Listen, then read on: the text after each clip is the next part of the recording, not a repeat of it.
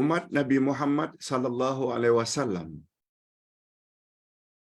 disebut oleh Allah dalam Al-Quran ayat 143 Al-Baqarah sebagai ummatan wasata, umat pertengahan. Apakah tafsiran umat pertengahan, Pak Ustaz? Pertanyaannya simpel saja, tapi jawabannya agak panjang supaya boleh difahami. Sebab perkara ini perkara yang sangat penting. Jawabannya, Ustaz bacakan dulu ayatnya. 143 Al-Baqarah. A'udzubillahi minasyaitonir rajim. Wa kadzalika ja'alnakum ummatan wasata. Demikianlah kami jadikan kamu,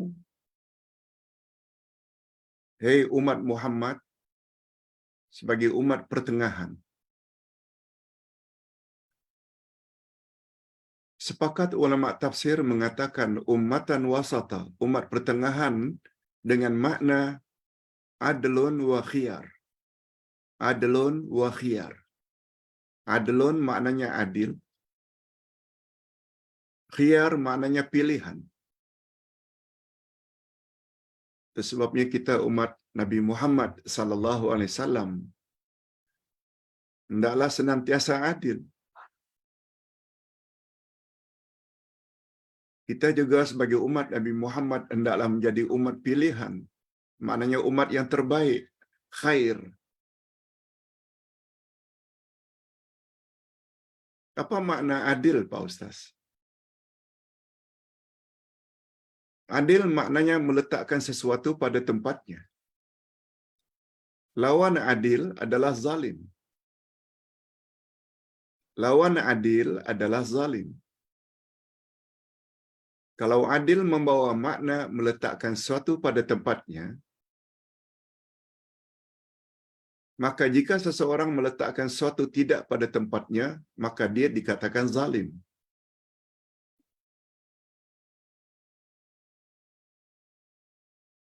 Oleh sebab itu, kalaulah Islam itu agama Allah yang dibawa oleh Rasulullah sallallahu alaihi wasallam untuk disampaikan kepada umat, umat Islam mestilah senantiasa ikut kehendak Allah dan kehendak Rasul. Sebab Islam agama milik Allah. Islam satu-satunya agama yang Allah redha. Lihat ayat 19 dari surat Ali Imran. Inna dina indallahil Islam. Sesungguhnya agama di sisi Allah adalah Islam.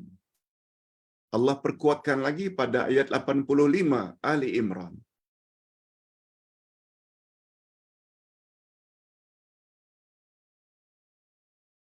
Apa kata Allah pada ayat 85? Wa may yabtaghi ghairal islami dina falan yuqbala minhu wa huwa fil akhirati minal khasirin. Siapa mencari agama untuk dianutnya bukan agama Islam, sekali-kali Allah tak akan terima agamanya itu. Dan di akhirat, dia pasti rugi. Islam agama Allah. Untuk sampai kepada umat manusia, disampaikan oleh Rasul. Rasul yang explain. Rasul yang jelaskan kehendak-kehendak Allah dalam Quran kepada umat. Rasulullah yang bimbing. Sebagaimana ayat 144 surat An-Nahl. Wa anzalna ilaika dzikr litubayyana lin-nasi ma nuzila ilaihim. Kami turunkan kepada engkau, hai Muhammad, Al-Quran, supaya kamu explain, jelaskan apa yang ada dalam Quran pada umat manusia. Oleh sebab itu, apabila mengaku saja muslimat, kehendak-kehendak Allah dan kehendak-kehendak Rasul diketepikan, lebih mengutamakan akal, bagaimana golongan Mu'tazilah yang hari ini dipanggil dengan golongan liberal yang mendakwa mereka adalah golongan modernis, golongan modern, sesat. Kalau Al-Quran, kehendak Allah dan kehendak Rasul tidak difahami. Itu sebabnya. Karena memahami akan hakikat inilah mengapa Ustaz bersungguh-sungguh mengajak para jemaah, mari belajar Al-Quran, tafsir Quran. Mari kita belajar hadis Nabi sallallahu alaihi wasallam untuk kita ikuti. Itu baru namanya adil, yaitu meletakkan sesuatu pada tempatnya. Oleh sebab itu,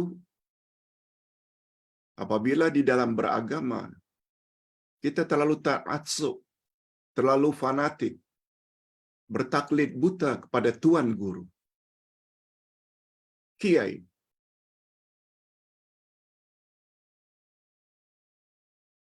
walaupun tuan guru, kiai tidak membawa apa-apa dalil dari Quran dan Sunnah, bahaya.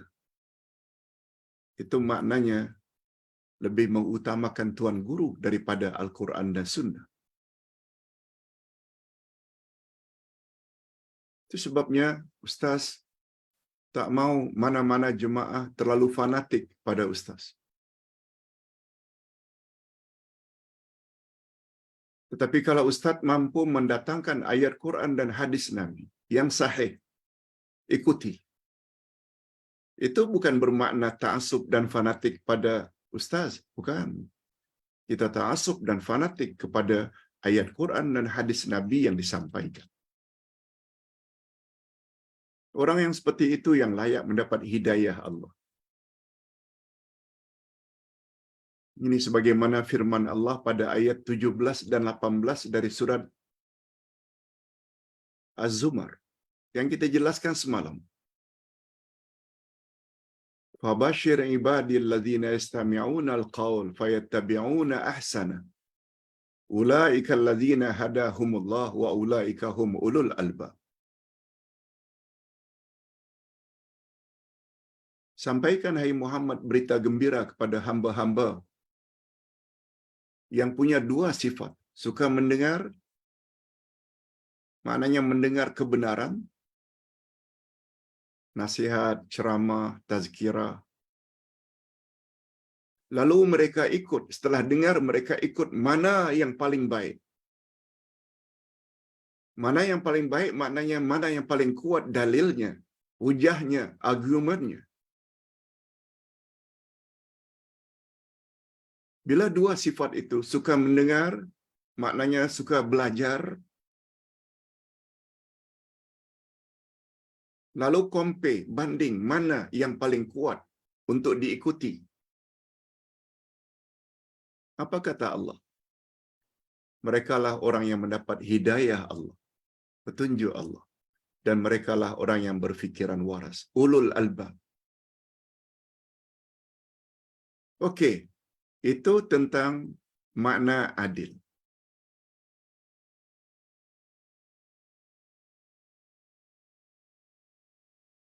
Adapun makna kedua dari ummatan wasata, umat pilihan. Bila kita sebagai umat Muhammad menjadi umat pilihan, umat yang terbaik, tentu saja bila kita ikut Rasulullah sallallahu alaihi wasallam dan para sahabat. Ustaz buktikan dalam hadis sahih riwayat Imam Bukhari dan Imam Muslim.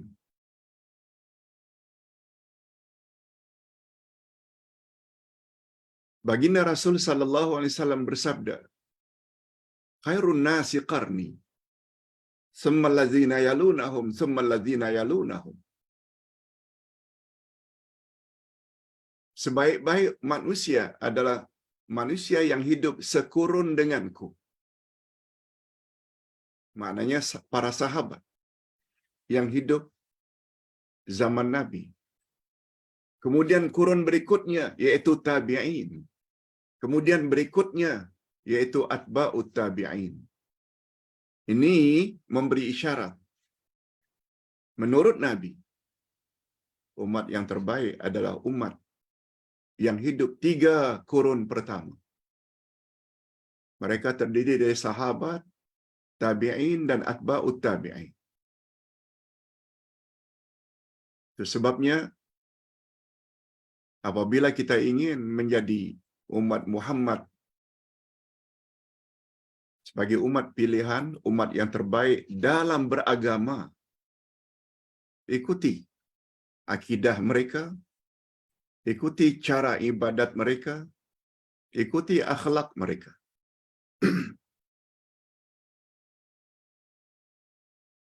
Allah Subhanahu wa taala ridha pada mereka.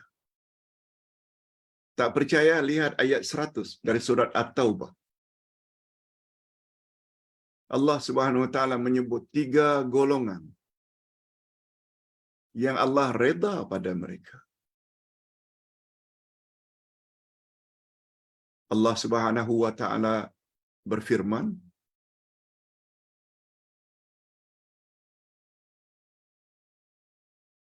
sesungguhnya orang-orang yang muhajirin, orang-orang yang ansar, dan orang-orang yang mengikuti mereka dengan baik.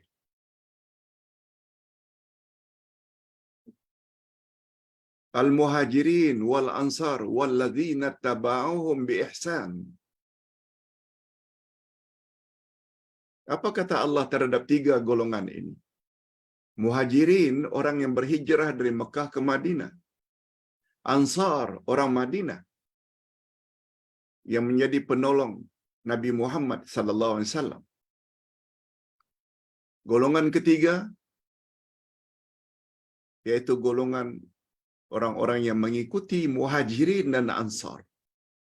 Kita bukan muhajirin, kita bukan ansar, tapi kita termasuk golongan yang ketiga, yaitu mengikuti muhajirin dan ansar dalam beragama. Apa kata Allah terhadap 3 golongan ini? Radhiyallahu anhum wa radu'an. Allah redha kepada mereka dan mereka redha terhadap Allah.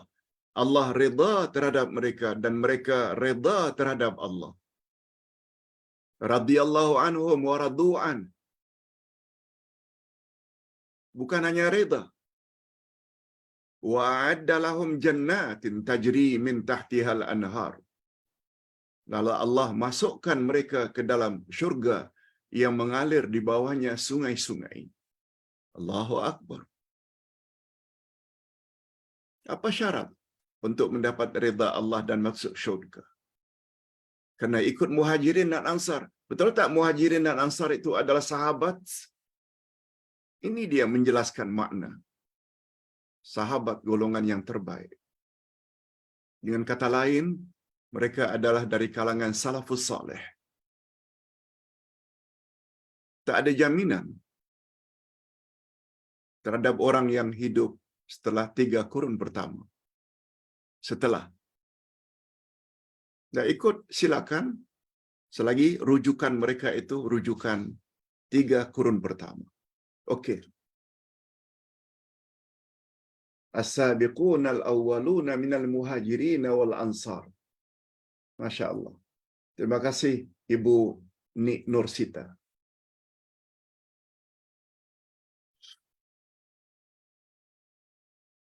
Apalagi Allah gunakan istilah as-sabiqun al-awwalun, orang-orang yang hidup terdahulu. Maknanya orang-orang awal yang terdiri dari muhajirin dan ansar. Mereka lah orang-orang yang terbaik. Lalu kita pula yang tidak sezaman dengan mereka, ikut mereka. Allahu Akbar. Sebabnya kita perlu tahu apa itu ummatan wasat, umat pilihan.